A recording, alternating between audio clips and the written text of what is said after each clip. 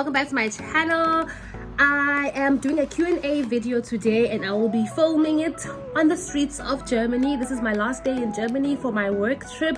I was here for a work conference and I am filming the Chartered Accountancy Q&A. I asked you guys on Instagram. My Instagram is @sinikiwengobo_. In case you don't know and you don't follow me, you can go follow me there. I asked for you guys to send in your questions. You sent in your questions, so I'll be answering them in this video. But let's do it in style. Let's do it in Germany. So that's in Njiyabo. It becomes just more exciting, not just a random sit down. I thought I'd sit down here and do the video like this, but I feel like if I'm up and above, it'll just be that much better. So, Chartered Accountancy Q&A, here we go. Let's start. The first question: does doing CFA level 1 give me a better chance at getting articles at a bank? Competition is tough. Phew, for articles. When are you going to do CFA between your degree, CTA, and before you start articles? I'm not sure where you would do your level 1 CFA. CFA needs a lot of time. It's a very difficult exam. So I don't foresee how you would be doing it. Will you do it at the same time as CTA? Because it's very difficult. Oh my gosh. I can't imagine how you would do CFA before your articles, but obviously it would give you an advantage, so I definitely say yes, but I don't see it. How do you do your 3 years undergrad and your honors, and then when will you do CFA? If you can do it in that while you're doing your studies, big ups to you, superwoman, supergirl, superman, but I think it would be very difficult. So but would it give you a competitive advantage? Definitely, because obviously if you've done CFA, it's another good qualification to have, but it's very difficult. Most people do it in their adulthood. Once they are done with their undergrad, they have their first designation that they want, then they'll do CFA just to put that stamp in. So like usually managers and more senior people will do CFA. But yeah, if you can do it before articles, why not? But I just don't see it practically how it would work out. Let me go. We'll see where we do the next question.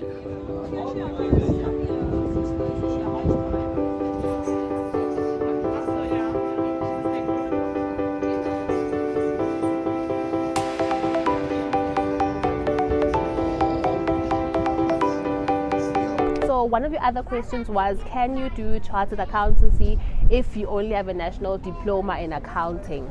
So this is a tricky one. You'd first need to do a bridging course, and then that bridging course will allow you to basically have a bachelor's degree in accounting equivalent, which has the 4 majors: taxation, auditing, financial accounting, and accounting. So those, or auditing, I'm not sure which one I counted, but the 4 majors with chartered accountancy. So you'd have to first do that bridging course, then after that you'd have to now do the certified theory in accounting certificate, which is CTA, also known as your honors. So you can't just go with your diploma and do it. That's why it's better, or it's less time for you to just do a 3-year degree, then do your honors, and then you start your training for 3 years. Then you can complete the 7 years in the shortest possible time. But if you have a diploma, then you probably need to do the bridging course. As I've said, you can't just go for your diploma and write board exams or do your training. But then you'd have to inquire from the different institutions, because they might give you credits. Some might not give you any credits from your diploma based on what the diploma has. So I'd rather you inquire from the specific institution that you want to try with, whether it's UNISA, UJ, or UP, UCT, wherever. But always just make sure that the course is SAICA accredited. So SAICA is, of course, the body that regulates chartered accountancy in South Africa. Another question that you guys brought up is the difference is which one is better between tip and top. So this is a very difficult question because none of these are particularly better from the other. It just depends on what is your end goal with your career. So tip is training inside of public practice, which means you are in an accounting firm or an audit firm. So you will basically have an auditing background. You can go up the ranks and become an audit partner, or after auditing you can quit the whole audit route and go into practice doing your own, maybe being your own registered accountant if you want to start your own accounting firm, or you can just go and work and be a financial manager or whatever else in commerce or in finance or in banking. So the routes both can merge. But the top is now training outside of public practice, which means you are not in auditing. You are basically going, the commerce routes, you can go to a normal company in any of the industries, like in gas, in oil, or in retail, or you can be in a bank like I was. So there the restriction is that as you can go up in the ranks as well. You can be a CFO, a CEO, a financial manager, anything, but you cannot be a registered auditor and sign off audit reports. That you cannot do, but you can be a financial manager and sign off financial statements or whatever else. So those are the differences between the two. But at the end of the day, with auditing, you can do everything, whereas with this side, the top side, it's limited. But it's important to note that you can still do internal audits if you're training on the top side, because you do rotate in internal auditing as well. That's a requirement from SAICA. So those are your questions. I am at the top of the tower. Let me show you guys. You can come closer. It is beautiful. And last night we were on one of those bridges. Then we're gonna go now. Then I'll answer more of your questions later. Hope this is helping. Content will be the death of us. So Shaiswai Motors Funny content. Please make sure that you subscribe. Don't forget to subscribe, drop a like. It's actually quite chilly, guys. So another question that you guys asked was, so what is your salary? And do you get annual increments? If so, how much? So to answer this question is I won't answer what is my salary now, because obviously that's a bit personal, because it affects like my whole family and stuff. So but I can tell you where you start when you qualify as a chartered accountant. The starting would be around 550 to 600 or 650 per annum. That's how much people would start earning, and then obviously you get your gross amount and your net amount based on whatever benefits you have with your employer, pension, whatever. So you would net round about 30, somewhere there. So that's where people usually start as soon as you qualify. But obviously it differs per company. And do you get increments? Yes, you do. By law, your employer needs to review your salary at least once annually. So you do get annual reviews if you're doing well. Sometimes they are performance related based on which company you're with, and obviously if you got a really good rating at work, you can get a better percentage increase. If you didn't get a good rating, you were maybe just an average worker, or you didn't have a great year, then your increase isn't that much. It's usually the standard inflation amount, 4%. It really depends. Also, it depends on the company's performance as well, because you may have been brilliant at your role, but if your company didn't do well, like a lot of companies were affected by COVID, then there were like very low increments, and then some companies would adjust whenever they see that they're doing better.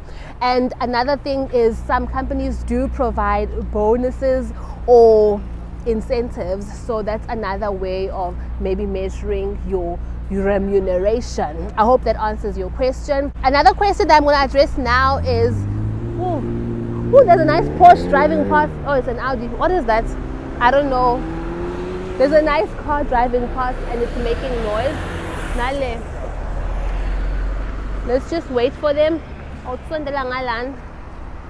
It's a bit noisy because we're by the streets. I hope this mic helps.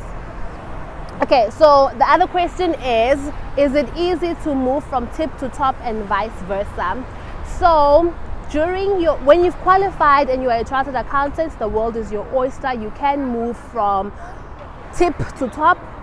You can also move from top to tip, but it's not that easy, because obviously at top you didn't do auditing, so you might do something that's specialized. Like for example, I specialize, or I've done treasury, capital management. So if an audit or accounting firm wants someone with that experience, I can apply and I can be someone who does that, even though I don't have an audit background. That's more of a specialized skill that I would do in an accounting firm, whereas you'd find if they do consult in that specialized nature. So it's not as easy. You have to be really specialized to be able to go into an accounting firm, but you can, and vice versa. You can be a financial manager. If you're coming from auditing, you can be really anything as well in top, so you can move. But during your articles, it's not very easy to move, because usually your training contracts has to be 3 years with one employer. If you move, you get penalized, and they add an extra 6 months, and most people don't want that, because obviously you want to finish as soon as you can. 7 years is already too long without doing any extra things, and this is just changing training offices, even if it is all within tip or within top. So moving vice versa during training is really not recommended. It's not something that people do because they don't want to add time, so it's not something that really happens that much. Thing about here, you walk, hey? We are parked somewhere in town, we're going somewhere for ice cream, and we're taking a train there. So much walking and cycling and scooting around. I like it though. Yeah, people scooting. There's a train. Yeah, but we're across here.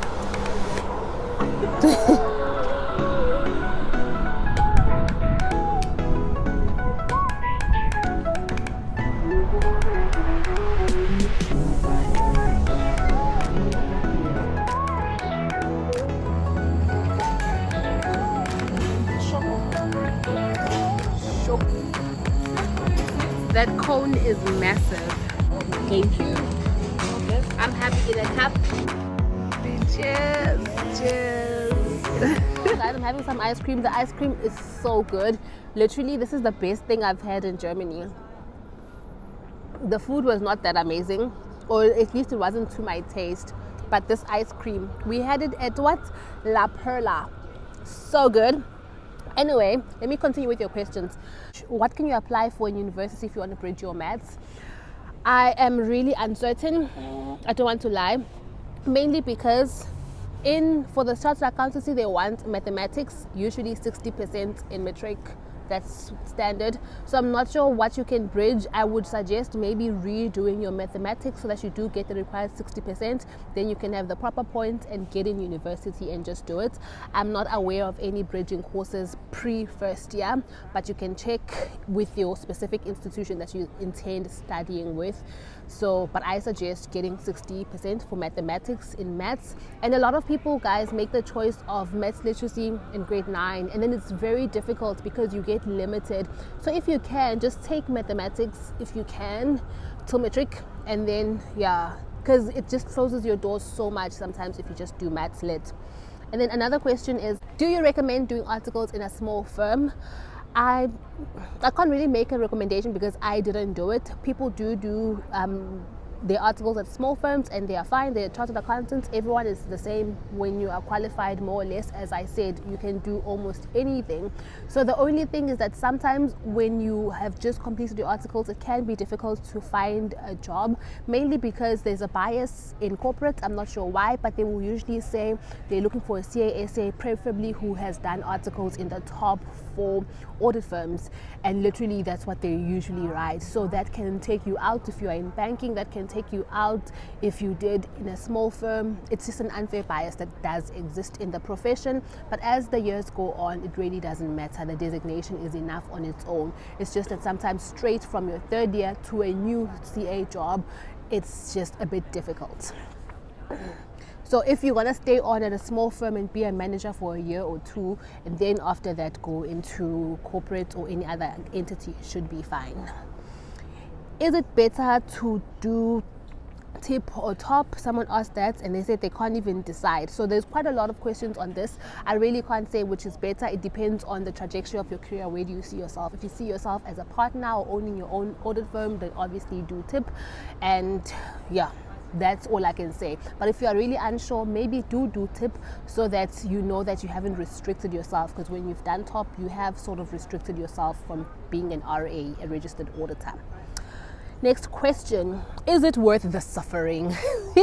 And I got this question more than once. Another version was is it worth the suffering? Blah, blah, blah.